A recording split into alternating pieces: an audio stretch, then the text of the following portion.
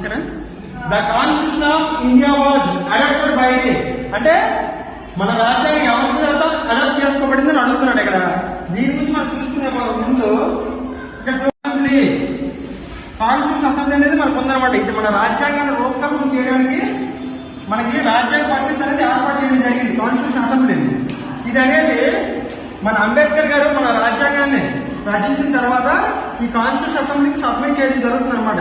దాని తర్వాత 1949 నవంబర్ 26న ఈ కాన్స్టిట్యూషన్ అసెంబ్లీ అనేది దీన్ని అడాప్ట్ చేసుకోవడం జరుగుతుంది. ఏంటి కాన్స్టిట్యూషన్. సో ఇక్కడ మన బిడ్డ ఏమడిగాడు, the constitution of first option ఏ ఇచ్చిందమ్మా, గవర్నర్ జనరల్. కరెక్టా కాదా? రాంగ్.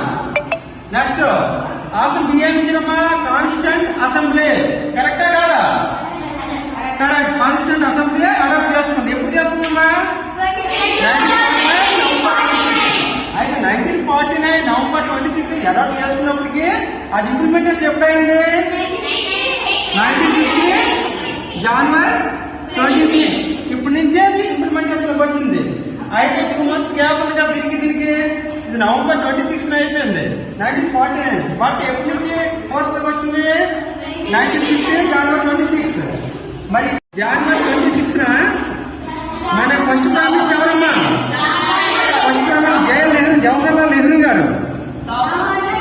ఈయన లాహోర్, ఇప్పుడు ప్రజలు పాకిస్తాన్ ఉంది, ఒకప్పుడు మనం ఫ్రీడమ్ వచ్చిన తర్వాత విడిపోయి అందరికీ కలిసిందేవారు అనమాట. మన 2 దేశాలు కూడా.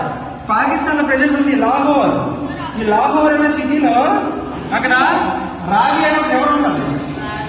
ఆ రావి ఎవరు కొట్టిన ఫస్ట్ టైం పూర్ణ స్వరాజ్ తీర్మానం చేసి ఫస్ట్ ఫ్లాగ్ ఎగరేస్తారన్నమాట అక్కడ. దాని గుర్తుగా 1950 జనవరి 26న ఈ కాన్స్టిట్యూషన్ మీద ఇంప్లిమెంట్ చేయడమే జరిగింది. అర్థమైంది కదా.